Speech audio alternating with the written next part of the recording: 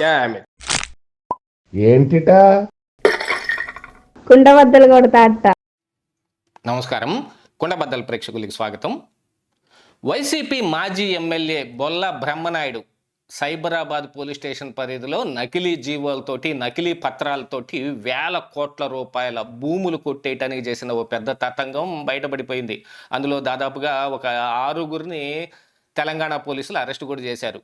ఆ సమయానికి బొల్ల బ్రహ్మనాయుడు పరారీలో ఉన్నాడు అని ఎప్పుడైతే పోలీసులు చెబుతా ఉన్నారో అప్పటికి ఆయన నరసరావుపేటలో ఒక రాజకీయ కార్యక్రమంలో పాల్గొన్నాడు. దాన్ని మెయిన్గా పేపర్లో కూడా వచ్చింది.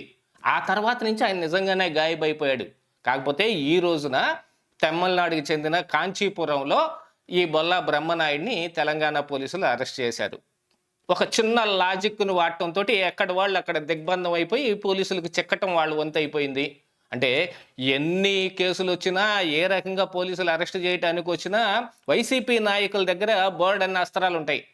వాళ్ళు ఈ మధ్య తమిళనాడు పారిపోవటం మొదలుపెట్టారు అని సైబరాబాద్ పోలీసులు తమిళనాడు మీద ఎక్కువ కాన్సన్ట్రేట్ చేశారు.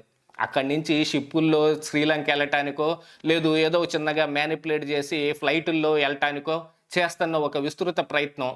దీంతో పాటుగా ఏంటంటే తెలంగాణ హైకోర్టులో ఆయన మధ్యంతర ఉత్తర్వుల కోసం అరెస్ట్ చేయకుండా అలాగనే ముందస్తు బెయిల్ కోసం కూడా ఆయన పిటిషన్ వేసుకున్నాడు. కాకపోతే మధ్యంతర ఉత్తర్వులు హైకోర్టు ఇవ్వలేదు.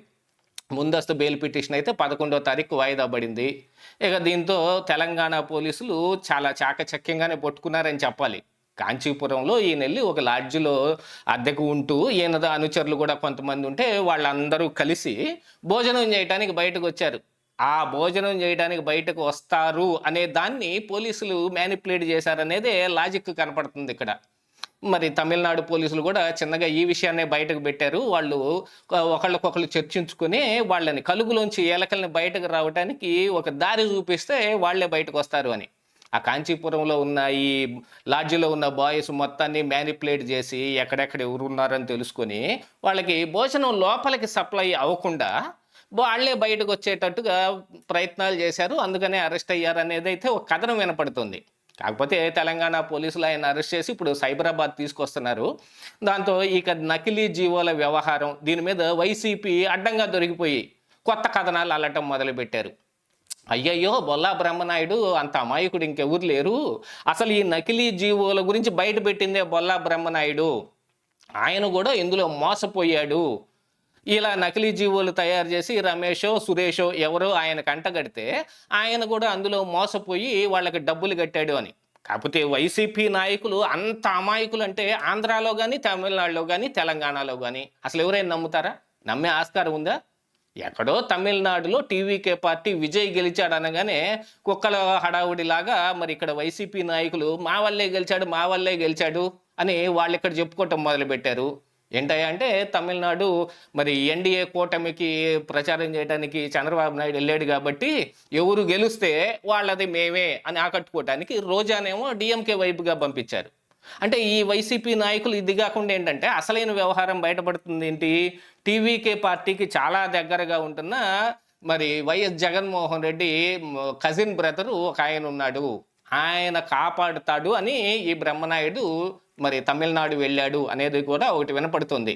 నిజంగా ఆయన కాంచీపురంలో దాక్కోవటానికి ఆయనే హెల్ప్ చేశాడు అనేది కూడా బయటకు వస్తుంది అనుకోండి.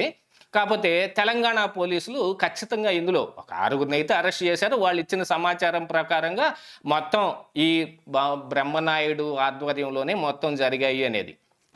ఎందుకు అని అంటే అందులో ఈ నకిలీ జీవోలు తయారు చేసిన వ్యక్తి ఆల్రెడీ ఇంతకుముందు సచివాలయంలో పనిచేసి ఉండటం కానీ, ఈ జీవోల వ్యవహారం ఆయనకు తెలిసి ఉండటం కానీ, దీంతో ఒక మ్యానిపులేషన్ చేస్తూ ఈ నకిలీ జీవో ఒకటి సృష్టించి ఇదిగో ఇది ప్రభుత్వ భూమి కాదు, దీన్ని డీనోటిఫై చేశారు అన్నట్టుగా ఒక దాన్ని సృష్టించి ఆ తరువాత ఇది వేరే వాళ్ళ దగ్గర నుంచి ఈ బ్రహ్మనాయుడు కొనుక్కున్నట్టుగా కొన్ని పత్రాలు పుట్టించి ఆ తర్వాత దాన్ని అమ్మే ప్రయత్నం చేశారంటే వేల కోట్ల రూపాయలు సొమ్ము చేసుకోవాలని. ఆ భూమిని ఏదో బ్రహ్మనాయుడు తెలియక కొన్నాడు ఏం చేస్తాడు? రియల్ ఎస్టేట్ చెయ్యాలి, లేదు అని అనుకుంటే ఆయన సొంతానికి ఉంచుకోవాలి. కానీ గంప కొత్తగా మరొకరికి ఎందుకు అమ్ముతాడు అని అంటే అందులో మోసం దాగి ఉంది కాబట్టి. ఇది కేవలం తెలంగాణతోటి ఆగిపోలేదు. ఇక ఇప్పుడు బ్రహ్మనాయుడు మీద వార్తలు బయటకు రావడంతో ఇక్కడ వినుకొండలో కూడా చాలా మంది బయటకు వస్తూ ఉన్నారు.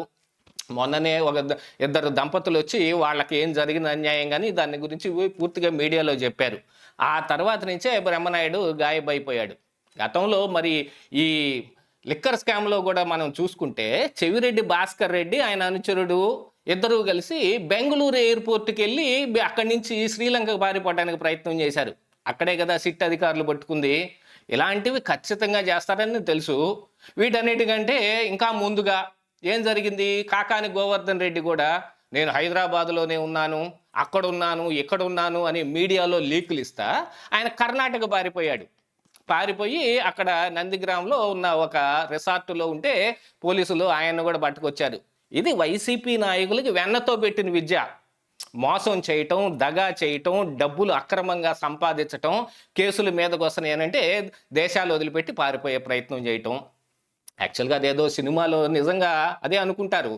ఇక్కడ తమిళనాడులో తూత్తుకుడి అనే ఒక చిన్న ఇది ఉంది, అక్కడ ఒక మంచి ఎయిర్పోర్ట్ ఉంటుంది, అక్కడి నుంచి కొలంబో ఇదే ఉంది, హాఫ్ అన్ అవర్లో చేరిపోవచ్చు అని చెప్పినట్టుగా వీళ్ళందరూ అదే ప్రయత్నం చేస్తున్నారు. సినిమాలని ఇన్స్పిరేషన్గా తీసుకొని వీళ్ళు నేరాలు చేస్తున్నారా, పారిపోయే ప్రయత్నాలు చేస్తున్నారా, లేదా వీళ్ళని చూసి సినిమాల్లో పెడుతున్నారా అనే అనుమానాలు వస్తున్నాయి. కాకపోతే వైసీపీ నాయకుల దగ్గర అయితే కుప్పలు తెప్పలుగా ఐడియాలు ఉంటాయి ఏదో ఒక పని చేయటానికి. లేకపోతే నకిలీ జీవో సృష్టించేదాకా ఎలా వస్తారు? కానీ విచిత్రమైన విషయం ఏంటంటే దీన్ని కూడా దాదాపుగా 2023లోనే అధికారంలోకి వచ్చినా కూడా కాంగ్రెస్ ప్రభుత్వం ఇప్పటిదాకా పట్టుకోలేకపోయింది. వాళ్ళ దగ్గర కూడా కొంతమంది బ్లాక్ షీప్స్ ఉన్నారనేది దీని ద్వారా బయటపడి ఒక 8 మంది అరెస్ట్ అయితే జరిగింది. ఇంకా విచిత్రమైన విషయం ఏమిటి అంటే వైఎస్ జగన్మోహన్ రెడ్డికి సంబంధించిన సోదరుడు తమిళనాడులో బాగా హై ప్రొఫైల్లో ఉన్నాడు. అందుకని ఇప్పుడు అందరూ తమిళనాడు ప్రయాణం చేయటం మొదలుపెట్టారు అనేది కూడా తెలంగాణ పోలీసులు అర్థం చేసుకున్నారు. ఒక చిన్న గేమ్ ప్లే చేస్తే ఎలా దొరికిపోతారని చెప్పడానికి ఉదాహరణ ఇదే. లాడ్జీలో స్టే చేయటం, అందున కాంచీపురం వెళ్ళి అక్కడ స్టే చేయటం వెనకున్న ఉద్దేశం ఏమిటి అంటే అక్కడికి దాదాపుగా పోలీసులు ఇంటీరియర్ దాకా రారేమోలే, ఉంటే చెన్నైలో చూస్తారు, లేదు మదురైలో చూస్తారు, ఇట్లాగా పెద్ద పెద్ద సిటీలు ఉన్న చోట చూస్తారు, కానీ టెంపుల్ సిటీలో ఎందుకు చూస్తారనే ఉద్దేశం ఉండొచ్చు.